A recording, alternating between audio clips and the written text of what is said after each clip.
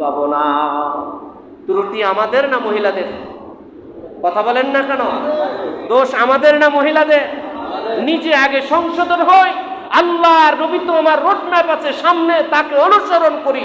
কোন ক্ষেত্রে আল্লাহ রসুল আমাদের কি ব্যবহার করেছেন আমার ভাইয়েরা, প্রত্যেকটা ক্ষেত্রে আল্লাহ রসুল সাল্লাল্লাহু আলাইহি সাল্লাম বলেন, বিউস্তিলি উতাম্মিমা মাকারিমাল আখলাক, আমি তোমাদের কাছে আমাকে প্রেরিত করেছেন, আমি প্রেরিত হয়েছি তোমাদেরকে উত্তম আদর্শ শিক্ষা দেওয়ার জন্য। কি আদর্শ? জোরে বলেন, জোরে বলেন, কি আদর্শ?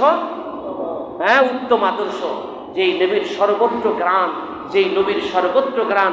আল্লাহর নবী বলেন, আল্লাহ পাক আমার সিনায় যা দান করছেন আমি সব আবু বকরকে দিয়ে দিয়েছি। আল্লাহর নবী বলেন, আল্লাহর নবী বলেন, আল্লাহর নবী যেখান দিয়ে হাঁটতেন, যেখান দিয়ে চলতেন, গ্রাণ আর গ্রাণ, গ্রাণ আর গ্রাণ, গ্রাণ আর গ্রাণ, গ্রাণ আর গ্রাণ। হযরত আবু বকর যে রাস্তা দিয়ে চলতেন সেই রাস্তায়ও গ্রাণ আর গ্রাণ, গ্রাণ আর গ্রাণ। জোরে বলেন, সেটা কি দুনিয়ার কোনো সুগন্ধি? জোরে বলেন, দুনিয়ার কোনো সুগন্ধি? কোনো মেশক আম্বার কোনো কিছুই নয়। আমার ভাইয়েরা, গরিব মানুষ, গরিব মানুষ বিবাহ হয় না, মেয়ে গরিব বলে প্রস্তাব আসে না। আল্লাহর নবীর কাছে গিয়ে আরজি করলেন, ইয়া রাসূলুল্লাহ, গরিব, ইয়া রাসূলুল্লাহ, প্রস্তাব আসে না। আল্লাহ রসুল বলছেন, কিছু নিয়ে এসেছো?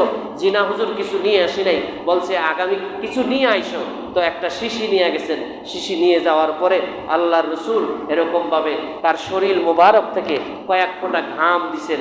রাস্তার বাড়ির পাশেই ছিল, এই রাস্তার পাশেই ছিল বাড়ি। ওই ঘামের থেকে এত সুন্দর ঘ্রাণ বের হয়েছে, এত সুন্দর ঘ্রাণ। এই আরবের ভিতরে ওই বাড়ির নাম হয়ে গেছে আতর ওয়ালির বাড়ি। কথা বলে না? কার বাড়ি? নাম কি? আতর ওয়ালির বাড়ি। আল্লাহর নবী অসুস্থ, আল্লাহর নবী অসুস্থ। এক সাহাবীকে বলছে, সাহাবীরে, সাহাবীরে, রাতে তো পেশাব করার সুযোগ পাই নাই শারীরিক অসুস্থতার কারণে, তো চকির নিচে পেশাবের পাত্র আছে, এরকম যাও একটু ফেলে দিয়ে আসো। আল্লাহর নবীর সাহাবী আয়েশা বলছি, ইয়া রাসূলুল্লাহ, ঘরের মধ্যে কোনো পেশাবের পাত্র নাই। ঝাড়ু যে দিয়েছে তাকে ডাক দিছে, ঘটনা কি করছো? কয়, ইয়া রাসূলুল্লাহ, কিসের পেশাব? এত সুন্দর ঘ্রাণ, আমি তো পান করছি। আল্লাহ রসুল বলছে, পান তো করো নাই, জাহান্নামের আগুন হারাম করেছো। আমার ভাইয়েরা, এই মেয়ের ঘরের যত বংশধর আছে, যত সন্তান এই মেয়ের ঘরে হয়েছে, প্রত্যেকের শরীর থেকে এমন সুন্দর ঘ্রাণ বের হয়েছে, পৃথিবীর জমিনে এত সুন্দর ঘ্রাণ আর নাই। জোরে বলেন সুবহানাল্লাহ। যে নবীর পেশাব থেকে এত ঘ্রাণ, যেই নবীর মল ত্যাগ যখন করতেন তখন জমিন পাগল হয়ে যেত। এই জমিন ওই জমিনের সাথে ঝগড়া করত যে আমার পেটে আমি নবীজির পায়খানা নেব, আমি নিব, আমি নিব। জমিন ঝগড়া করত যেই নবীজির পায়খানার জন্য। আমার ভাইয়েরা, আল্লাহ রসুল যখন কোনো খোলা ময়দানে পেশাব পায়খানা করবেন, তখন গাছ এমন হয়েছে অনেক দূরে, সেই এরকম ভাবে বাংলা বাজারে এদিক দিয়ে সেই অনেক দূরে 30টি সীমার শেষ মাথায় গাছ ছিল। এই গাছ ওখান থেকে চলে আইসা নিজে নিজে আল্লাহ রসুলের এরকম ভাবে পায়খানা পেশাব করার ব্যবস্থা করে দিতেন। আল্লাহ রসুল যখন পায়খানা পেশাব করতেন, গাছ তার নিজের জায়গায় চলে যেত। সুবহানাল্লাহ, মুখ দিয়ে বের হয় না, সুবহানাল্লাহ বের হয় না। আমার ভাইয়েরা, কেমন নবীকে ভুলে রয়েছি, কেমন নবীকে ভুলে রয়েছি। কত কিছুর থেকে বঞ্চিত আমরা, আজ আমরা কত কিছুর থেকে বঞ্চিত। আমার ভাইয়েরা, কথা শেষ করব, আমার ভাইয়েরা, কথা শেষ করব, কথা শেষ করব। আজকে আমাদের মাদ্রাসার প্রয়োজন নাই, আমাদের মসজিদের প্রয়োজন নাই। আলেম ওলামাদের সাথে এমনভাবে কথা বলি মনে হয় যেন এই আলেম দিয়ে আমার কোনো দরকার নাই। আল্লাহর নবী বলে গেছেন যে এরকমভাবে এক সাহাবী আল্লাহ রসুলের সুন্দর বয়ানে আকৃষ্ট হয়ে, আল্লাহর ওই নবীর সাহাবী ভবিষ্যৎ প্রজন্মের কথা মনে পড়েছে, আমাদের কথা মনে পড়েছিল। তখন ওই সাহাবী দাঁড়িয়ে বলছিল, ইয়া রাসূলুল্লাহ, ইয়া হাবিবাল্লাহ, আপনার দরবারে একটা আরজ, আপনার দরবারে একটা আরজি হলো। ওগো আল্লাহর নবী, আমি এরকমভাবে নিজে পরীক্ষা করে দেখেছি, 3 দিন 3.5 দিন পর্যন্ত যখন আমার চুলায় আগুন জ্বলতো না, ইয়া রাসূলুল্লাহ, কোনোভাবেই যদি কষ্ট করে হামাগুড়ি দিয়ে আমি আপনার চেহারা মোবারক একবার দেখতে পাই, ইয়া রাসূলুল্লাহ, 3 দিনের খুদ পিপাসা আমার সব নিবারণ হয়ে যায়। ইয়া রাসূলুল্লাহ, যারা আপনাকে দেখতে পারবে না, যারা আপনাকে পাবে না, তাদের জন্য আপনি কি করলেন? আল্লাহ নবী বললেন, তুমি আমার পরবর্তী উম্মতের মধ্যে আমার পক্ষ থেকে কথা পৌঁছায়া দিও। আখিরি জমানায় যে একজন হক্কানি আলেম, ওই ব্যক্তিকে বলা হয় যে তার ইলম অনুযায়ী আমল করে, ভাষা শিক্ষা করা, শব্দের অর্থ জানা, কোরআন শরীফের তাফসীর লেখা, এরকম ভাবে পৃথিবীর সবচেয়ে বড় মুফতি সাহেব হওয়া, এর নাম আলেম নয়। আলেম হলো ওই ব্যক্তি যে তার ইলম অনুযায়ী আমল করে। আল্লাহর নবী বলেন, একজন হক্কানি রব্বানি আলেমের চেহারার দিকে যে ব্যক্তি তাকাবে, আল্লাহ পাক তার সগীরা গুনাহগুলো মাফ করে দিবে। এবং এই সংবাদ জানায়া দিও, যারা এরকম ভাবে একজন হক্কানি রব্বানি আলেমের দিকে তাকায়, চেহারার দিকে তাকায়, সে যেন কেমন আমি রাসূলের চেহারার দিকে তাকাইলো। ইয়া রাসূলুল্লাহ, ইয়া হাবিবাল্লাহ, আপনার পবিত্র হাতের মধ্যে হাত দিয়া আমরা যখন আপনার সাথে মুসাফা করি, আমরা কত আনন্দ করি, আমরা কত আরাম পাই। ইয়া রাসূলুল্লাহ, আখিরি জামানার উম্মতদের জন্য কি করলেন? আল্লাহ নবী বললেন, আখিরি জামানায় যে একজন হক্কানি রব্বানি আলেমকে সালাম দিল, সেই জন্য আমি নবীকেই সালাম দিল। একজন হক্কানি রব্বানি একজন আলেমের সাথে যে মুসাফা করলো, সেই জন্য আমি নবীর সাথে মুসাফা করলো। অতএব ভাইরা আমার, আলেমকে কখনো তুচ্ছ জানতে নাই। একজন আলেমের দাম অনেক বেশি। জোরে বলুন সুবহানাল্লাহ। আল্লাহর নবী বলেন, সাধারণ মানুষ যারা, সাধারণ ইবাদতকারী যারা, এরকম ভাবে হাজার হাজার মানুষের চেয়ে একজন আলেমের মর্যাদা বেশি। একজন আলেমের মর্যাদা কি? বেশি। সুতরাং ভাইরা, আলেমদেরকে অবহেলা করার সুযোগও আমাদের নাই।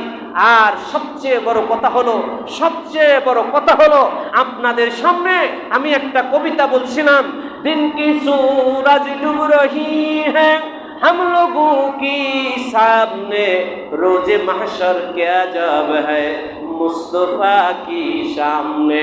আজকে মুসলমান পরিচয় দিতে লজ্জাবোধ হওয়া উচিত ছিল।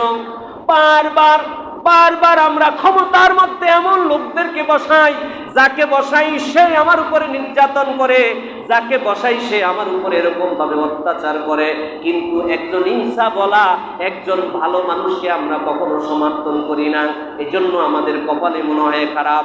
পরিষ্কার ভাষায় শুনে রাখেন, আল্লাহ পাক যখন কোনো জাতির ভালো চান, আল্লাহ পাক ওই জাতিকে একজন ন্যায় পরায়ণ বাদশা দান করেন। আর আল্লাহ পাক রব্বুল আলামিন কোন জাতির যখন মন্দ চান, খারাপ চান, অকল্যাণ চান, আল্লাহ পাক রব্বুল আলামিন ওই জাতির ঘাড়ের মধ্যে একজন জালেম বাদশা চাপায়া দেন। তো আমাদের ভাগ্য যদি আমরা পরিবর্তন করার চেষ্টা না করি, আমাদের ভাগ্য তো অন্য পরিবর্তন করবে না। কথা ঠিক কি না? কথা বলেন না কেন? দেশের যখন সংকটময় মুহূর্ত, তখন ইন্ডিয়ার থেকে কথা বলছিল, তারা অন্য কোনো কথা বলে নাই। তাদের বড় বড় নেতারা এই কথাই বলছিল, স্বরাষ্ট্র থেকে পররাষ্ট্র যত আছে সবাই বলছিল বাংলাদেশের জনগণের ভাগ্য তারা নিজেরাই নির্ধারণ করবে। কথা বলছে কিনা? কথা বলেন না কেন? তারা এই কথা বলছে কিনা? ওই আমরা তো আমাদের ভাগ্যের পরিবর্তন করি না, আমরা তো নিজেরা চেষ্টা করি না। আজকে এই দেশে এরকম ভাবে যারা ইসলাম চায় না তারা এমপি হয় কিভাবে? যারা ইসলাম চায় না, যারা নিজেরাই নামাজ পড়ে না, তারা এদেশের মেম্বার হয় কিভাবে? যারা নিজেরাই নামাজ পড়ে না, তারা এদেশের চেয়ারম্যান হয় কিভাবে? কথা বলেন না কেন? হ্যাঁ, ভোট দেওয়ার সময় হুঁশ জ্ঞান কিছু থাকে না। আমলনামা যখন কিয়ামতের ময়দানে হাতে আসবে, তখন দেখবেন গম চুরির গুনাহ, বিদ্যুতের টাকা, এরকম ভাবে এই রাস্তার এরকম ভাবে বিভিন্ন ধরনের গুনাহ, তখন আল্লাহর কাছে যখন বলবো যে রব্বুল আলামিন, আমি তো কোনোদিন এরকম ভাবে জিনা করি নাই, মদ খাই নাই, আমি তো কোনোদিন চুরি করি নাই, রাস্তার টাকা মারি নাই, বিদ্যুতের টাকা মারি নাই, গ্যাসের টাকা মারি নাই। এ রব্বুল আলামিন, আমার আমলনামায় সমস্ত গুনাহ আসলো কোত্থেকে? রব্বুল আলামিন একটা একটা পাই করে তখন বলবে, তুমি যাকে ভোট দিছিলা সে এরকম ভাবে গ্যাসের টাকা চুরি করছে, দলিলের জায়গায় দলিল করতে গেলে সেখানে ঘুষ খাইছে, এর একটা জন্ম নিবন্ধন করতে গেলে সেখানে ঘুষ খাইছে, এরকম ভাবে জেনাকার মহিলাদেরকে সাহস দিছে, তার সাহসে তোমার ভোট পায়া ক্ষমতায় যায়া সে এই আকামগুলা করছে। অতএব তুমি যদি তারে ভোট না দিতে, চেয়ারম্যানও হইতো না, এই আকামও করতো না। সুতরাং আমার ভাইয়েরা খুব সাবধান হয়ে যাই, আপনাকে কেউ জোর করবো না যে আপনি ভোট দেন। কথা বলেন না কেন? এখন যারা জ্ঞানী মহল, তারা এখন একটা সিদ্ধান্ত এটা আবেদন করছে, এরকম আবেদন করছে বড়দের কাছে যে এ দেশের ভিতরে না ভোট দেওয়ার অপশন রাখা হোক, যে যারা সমাজে দাঁড়াইছে একজনও আমার পছন্দ না, সুতরাং আমি এই যারা দাঁড়াইছে তাদের কাউকে সমর্থন করি না, না ভোটের একটা অপশন রাখা হোক। কথা বলেন না কেন? হ্যাঁ, আপনি একটা ভোট দিয়ে আসলেন, 500 টাকার একটা নোট পকেটে ঢুকাইলেন, কয়েক কাপ চা খাইলেন, আপনি বলছেন আপনি একেবারে বড় আল্লাহর ওলি হয়ে গেছেন, আপনি বড় ওলি হয়ে গেছেন। অপেক্ষা করেন, সেই দিনের যেদিন আমল নামা হাতে পাবেন, আজকে হয়তোবা কটাক্ষ করবেন, খারাপ জানবেন, মাথা ফাটাবেন, দান দান শহীদ করবেন, সব কিছু করতে পারেন, কিন্তু হাসর মাঠ একদিন কায়েম হবে। এখন যে কথাগুলো বলতেছি প্রত্যেকটা কথা সেদিন সত্যে রূপান্তরিত হবে, কেউ এড়াতে পারবো না। সুতরাং আমার ভাইয়েরা শেষ করব কথা। হযরত রাসূল আকরাম সাল্লাল্লাহু আলাইহি সাল্লামের একজন আশিক হেফজখানায় পড়াইতেন। কোন জায়গায় পড়াইতেন? কথা বলেন না, কোন জায়গায়? হেফজখানায় পড়াইতেন। হেফজখানায় পড়ানোর সময় হুজুর ছাত্ররা পড়তেছে, ঝুইলা ঝুইলা কোরআন শরীফ পড়তেছে। এই কথাটা আমি এজন্য বলতেছি যে আল্লাহর রসুলের ব্যাপারে আমাদের অনেক কিছু জানা দরকার আছে না নাই? কথা বলেন, জানা দরকার আছে না নাই? সবাই বলতে হবে আছে না নাই? তো আল্লাহর রসুল যখন ইন্তেকাল করলেন, আগ্রহী, আমলে আগ্রহী, সংশোধনকারী লোকের দল আম্মাজান আয়েশা সিদ্দিকার বাড়িতে ভিড় করল। আম্মাজান আয়েশা রাদিয়াল্লাহু তাআলা আনহার কাছে জানতে চাইল, হয়তোবা এমন কোনো আমল, এমন কোনো গুরুত্বপূর্ণ কাজ আল্লাহ রসুল করতেন, আমরা দূরে অবস্থান করার কারণে সেই আমল আমরা জানি না। সুতরাং সেই আমল যদি আমরা না করতে পারি, আল্লাহর কাছে আমাদের মর্যাদার কমতি হয়ে যাবে।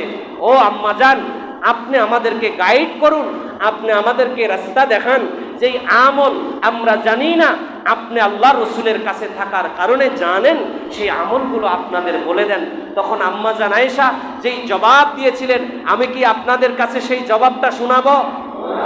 বলেন, শোনাবো? আম্মাজান আয়েশা বললেন,